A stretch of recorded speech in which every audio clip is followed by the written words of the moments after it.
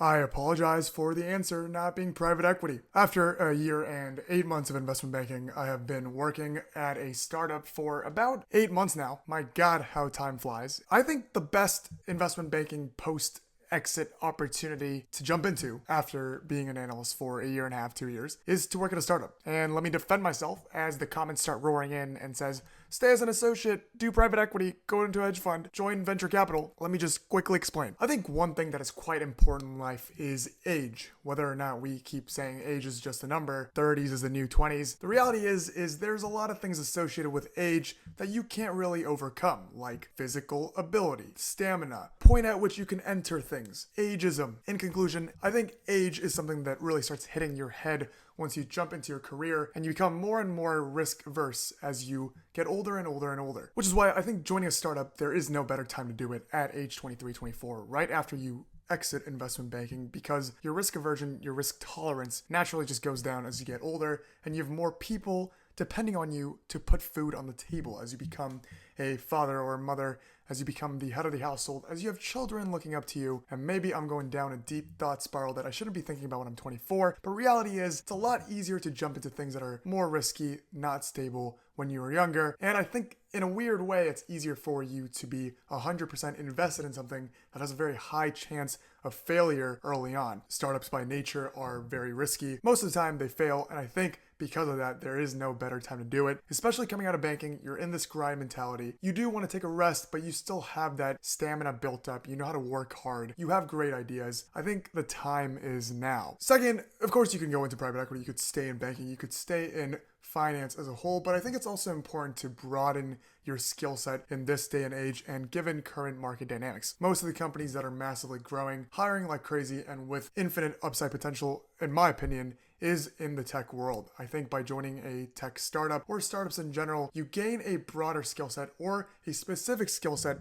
that pertains to working on the business side, on the strategy side, on the product operation side of a tech modeled business or a startup modeled business. Don't get me wrong, I think staying in banking also is a very feasible thing to do. You're obviously making a lot of money. There is guaranteed upward mobility. Private equity, kind of similar, but of course less spots at the top, and many funds are not guaranteed to do well over the long run. You might not become a partner. In fact, the risks associated with startups is probably higher, and the fact that the entire company model can fail, the company vision, the company products and services can fail. But I think while failing together or working hard or building the boat as you're riding it, as they say, the skill sets that you broaden up to, the sequel, the strategy planning, looking at KPIs, and working towards a product strategy roadmap together alongside your other startup workers is a very, very valuable skill to have. Something that I've recognized in the startup world is there's a lot of these one-man VC kind of guys who jump from one startup to the next, get their stock vested, take that skill set, go to a slightly higher promoted position or a better company that they believe in, maybe go smaller and take on a higher responsibility role and jump around and hope that one of them hits. I will definitely make a video on venture capital later, but I think this idea of getting a startup skill set and becoming a jack of all trades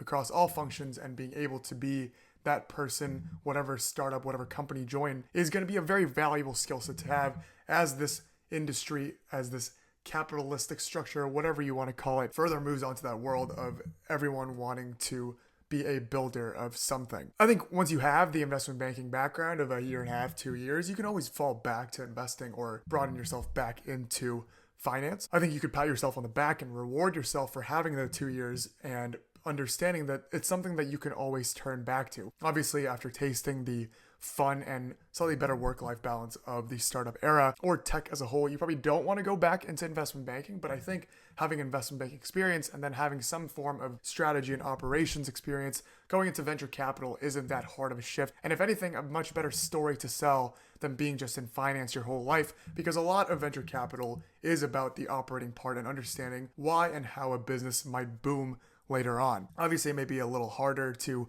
go into private equity or jump right back in as an associate in an investment bank, but I think having the unique experience, or maybe it's not so unique anymore, of going into a startup after banking broadens your skill set and broadens your horizon of what you can do later on if that is your concern. Here's kind of a corny point and maybe me being a old person, but I think being at a startup also allows you to appreciate the preciousness of professional services and what you might actually miss about investment banking, and realize that it actually was worth it at the end. A lot of people who leave investment banking, I think, leave with a very bitter perspective of the career, of the industry, and have a negative perspective on the 2 years that they have invested into the role. I think being at a startup with not much structure, no idea of upward mobility, and the possibility every day of this venture failing, this idea of a professional services business, a professional services role being something that is quite stable, upward mobility guaranteed, you know exactly what you're jumping into, and constantly being process driven as opposed to serving your own self as the client. This perspective is really gained rapidly, and you understand that what you had in the past wasn't that bad, and it's something that you could be grateful for and something that you've gained a lot from. I think financial services as a whole is a relatively small industry in the sense that everyone knows everyone, and many people in the industry are very similar. I'm not going to mention what exactly makes them similar, but if you're watching this video, you probably understand. Inclusive of myself, I probably have a lot of those attributes. I think joining the startup world where people come from genuinely such a wide variety of backgrounds, as I've mentioned in other videos, ranging from banking to sales to someone working from a restaurant, consulting, other startup, software engineering, the whole sorts of the capitalistic infrastructure. I think broadening your scope in that way is also very helpful to understand the diversity of thought that is out there, and also gets you to be professional and work together with people that you might not be used to.